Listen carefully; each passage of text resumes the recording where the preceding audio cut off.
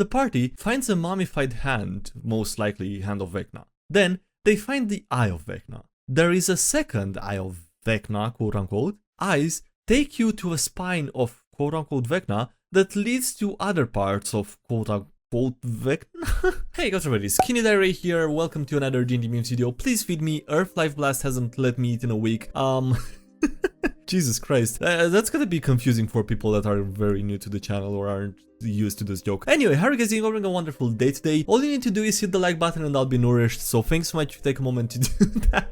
Alright, I appreciate this comment a lot. I'll appreciate it a lot also if you do smash the like button, because it helps out and I appreciate it, so thanks so much for taking a moment to do that. And yeah, with that being said, I hope you enjoyed the video. The essentials. A skeleton army. Yesterday, our DM told me that my warlock can keep his skeleton minions in his bag of holding.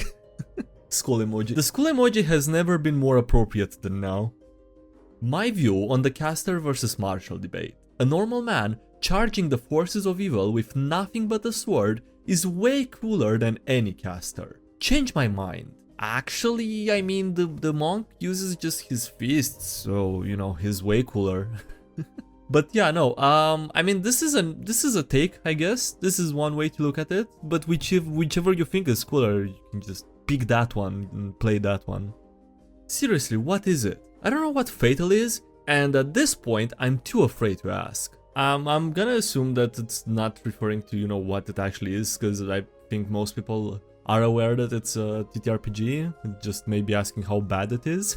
And there are some comments that go into detail about that. One of which is, the question you have to ask yourself is, would you enjoy rolling to determine your circumference? If the answer is no, then you don't want to know what F.A.T.A.L is. And if the answer is yes, then I don't want you to know what F.A.T.A.L is. And there's another one that goes into a bit more detail, but I'm not gonna put it on screen because it has things that need to be censored, like a couple of them, and let's not do that. Just really, basically would require a trigger warning, I guess. And yeah, it also has rolling for size and length and circumference for other body parts, I assume, and things, I guess. I don't know what things it refers to, and I don't think I want to know what things it refers to. Anyway, that's F.A.T.A.L, don't look into it. People were so excited about ranged and unarmed smites that this little tidbit seems to have slipped under the radar. Bards and sorcerers, when they realized that 1D&D removed the damage cap on Divine Smite. Oh! Oh! Holy music intensifies. Non-copyrighted holy music for the background music, please. Potions go down easier than pills. The idea of transgenders doesn't exist in my world. Everyone is angry, obviously. In fact, gender is barely a concept, as magic allows people to easily change their bodies as desired. Go, do crime. The party when there are consequences to their action. Oopsie, that's a crime. Oh, come on. No, that's not fair. We all paying attention to unarmed smites, but don't forget the ranged attacks. 5th edition paladins can stack smite with bonus action spells and smite multiple times around. That's why they're number 2. 1D&D paladin. Let me show you why we are number 1. Smiting with a sharpshooter crossbow with radiant strikes while riding a teleporting horse. That's... no, that's not too much, sure, why? Why would you think that is? Weird combos and such. College of Swords bards can use simple or martial melee weapons as spellcasting focuses. A Damper's Franked Bite counts as a simple melee weapon. You can cast spells with your teeth. I mean, that's cool, I guess. The biggest change in the new UA. New Spare the Dying. I will return a fallen comrade to fight alongside you with no spell slots needed. Old Spare the Dying. Congrats, you are now useless rather than dead. What a change. Anyone have alternate ideas for it? 5th edition Druid Wild Shape. I become the animal. I can do what it does and retain my hit points after exhausting the forms. I am the beast. 1D&D Druid Wild Shape. Please don't hit me. I have a 1d8 and shouldn't wear metal armor. Priorities. Baby, please have with me. I'm so No, I can't reschedule this. At least if this were the reason for people cancelling or rescheduling most of the time, it would be... it would probably be better than just doing it for literally no reason or just being lazy, honestly. The longer I play for, the more I realize that rolling for stats is the worst character generation method, and tends to encourage heavy cheating. This is brilliant, rolling for stats. But I like this. Standard array, point buy, and ability boosts, Pathfinder 2nd edition. I'm a grizzly bear, but keep my 13 hit points. When you play druids, to wild shape, but just read the new playtest rules. Well, you can ignore them, so it's fine. Ah yes, the resourceless martial fallacy. Health is a resource and casters still spend it better. Joe Stickum can hit good twice. And on the other side we have Xanax the Magnificent. Can hit good twice and 1 per day erase all enemies. Conclusion, Joe is just as strong as Xanax because he is resourceless. Gaming moment. I yell "you shall not pass" like an absolute badass. Then I raise my staff and cast protection from good and evil to keep it from crossing the bridge. That's not how the spell works, mate. Oh? Proceeds to read the rules, I guess. I want to apologize for starting this course. When you say that 2d6 is better than 1d12 because you like more click-clacks, but r/DnDMemes starts arguing about damage statistics. This has turned into a difficult situation. Don't even play and I can't wait to start bashing. Pathfinder 2nd edition players looking at martial caster debate in the DnDMemes subreddit, okay. It was a very hard baguette. He's not a good baker. The baker will hit you with his baguette for 2d8 damage, halved because of my French resistance. Problem, DM? Eldritch Blast can only target creatures. Eldritch Blast basically can target a creature within range. Step 1. Try to target suspicious object. Targeting. Step 2. Wait for outcome. Target lock. Step 3. If it fails, it's normal. If it succeeds, it's a mimic. I mean... okay, but to do that, you would need to basically try to hit it, right? And if you hit it, then the DM can say... if it was a normal chest, the DM can say you destroyed it or something, couldn't he? Has anyone had a player that acted like the left? No, my character is gonna ruin this meeting because it's what their personality is like. Even my disruptive character can tell this meeting is a serious matter. They shall be a calm and reasonable person. They forgot to increase the damage on unarmed strikes, shaking my head. Quick attack. You can use unarmed strike as a bonus action. Actions, okay, not an unarmed strike, bestial strike. Then you use your spores, okay. Druid with 8 strength doing 0 damage with their bonus action.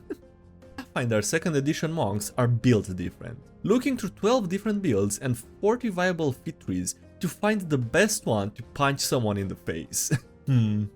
No, not this one, maybe the next one. You gotta make sure that you pick the best one, you know, you gotta make sure that you min-max as much as possible. The people who have seen both confirm it and still say it's unintended makes no sense. Crawford and Merles. The leading designers for 5th edition. Have both confirmed it works. So whether you like it or not, it is meant to be there. Rest fighting and casting is completely unintended.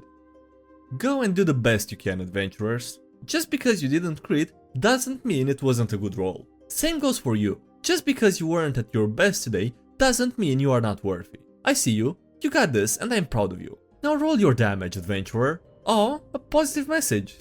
Well, that was cute and adorable, nice. Wizards of the Coast books in a nutshell. What should we add to D&D? A new race, a new subclass, a new class. No, not a new class. That is not a valid idea.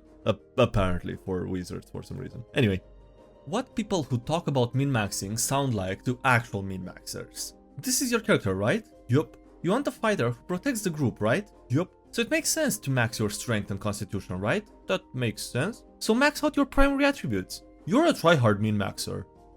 Just let me roleplay without being critical of my combat mechanics, please. Taking Sailor because it matches your backstory, but it doesn't help your character in any way, and the DM confirms that there is no water or boats in the entire campaign. It's so dumb. It's brilliant. No, it's just dumb. The inevitable result of all martial overhauls. Well, that or Pathfinder 2nd edition. The nature of D&D homebrews is just that every so often someone accidentally invents 4th edition again. And we don't want 4th edition, right? No, 4th edition bad. Yeah, 4th edition bad, we don't want that again. Have I ever in my 5 years of playing or DMing been in a situation where this is useful information? No. Will your DM allow it? No, but it's still pretty neat. Hey, are you sleeping? Yes, no, shut up. Both enlarge and reduce and heat metal don't have a size cap listed under them. Technically, you could reduce a house or heat metal the Death Star. Is that a motherfucking Vecna reference? Inspired by the piece of media that I read. The party finds a mummified hand, most likely Hand of Vecna. Then, they find the Eye of Vecna. There is a second Eye of Vecna, quote-unquote. Eyes take you to a spine of quote-unquote Vecna that leads to other parts of quote-unquote Vecna? What? I'm confused by this. It's just bound to happen at some point. Picking Sorcerer or picking Wizard both lead to casting Fireball on your allies. That's the illusion of free choice. Urge to Smite intensifies. Paladins. Look, I've been around the world, okay? Whatever it is, I'll understand. Good aligned undead. There's nothing about this that I understand. This comes up every time that there's a playtest. Please balance D&D? No nerf, only balance. If you're playing a high charisma character and encounter a dragon, consider this post. For millennia, dragons have raided and pillaged human villages for gold. Lately, however, they've heard of something called wages, where humans will just give them gold for doing jobs. Capitalism saves the day. You mean instead of spending an hour burning down the entire village and maybe stealing 100 gold pieces, all you want me to do is just spend 10 minutes lightly briefing under the forges and you'll give me 25 pieces each week just like that? Every week. How will you afford this? Well, we won't have to rebuild the village once a month for starters. God damn it. One of my first thoughts after reading this was Dragon. Of course. That's coming. That's got to be coming from a bard. That's a bard player. It rhymes in Elvish. If you want to convey information to your players through a prophecy or poem but can't make it rhyme, just say it's been translated from another language. Until next time. No, I'm not Bob. I am Bob's brother, Cock. The human fighter every time he dies. Okay, so that's Bob, that's Cock, that's Dodd, and then we have Foth. Nice. Before anyone says anything, we skipped EOE because he died earlier. He died before Dodd, and you know, he couldn't be a part of this. They do be like that. Why? DM. So, I just drew a very scary looking character. God, that is so sexy, says the bard. DM looking at that, not knowing what to make out of it, being disgusted, I guess, or, you know, repulsed. We're saved, for now, the party about to face a TPK. And then saved by the Warlock's patron, who wants to be owed another favor. Well, that's gonna come back to bite you later. I mean, I guess if it's the only option for now, yeah, it works. If you want a balanced game, the outliers have to be reined in. Wild Shape being quote-unquote nerfed into the ground, but then the ridiculous utility and offensive power of a full caster. Where does it end? The DM as his role playing a changeling to the party. I'm a dude playing the dude disguised as another dude. Just roll with it, okay? Do not mess with my artistic talent. Player sees my poorly painted Cthulhu mini on my shelf. Oh, did you paint this? It sucks, lol. Me, the DM, placing it on the board. Everyone roll initiative. Everyone at the table. Whoa, hey pal, let's back it up a bit. Nope. You said something bad about the DM or about the DM's artistic talent. Well, that's what you deserve, I guess. That's what you get for mocking the character's mini painting ability. Ability of painting minis. Alright, on that note, that's it for today's video. So thanks so much for watching, I hope you enjoyed. Don't forget to leave a like if you did and subscribe for more if you haven't already. Also, thank you to everyone supporting the channel on Patreon, as well as the YouTube benefits. Lots of thanks so much for those. Links below if you want to check them out, as well as links to the social media, Discord, Subreddit, and anything else. And yeah, that's it. Thanks again for watching. I'll see you next time. Bye.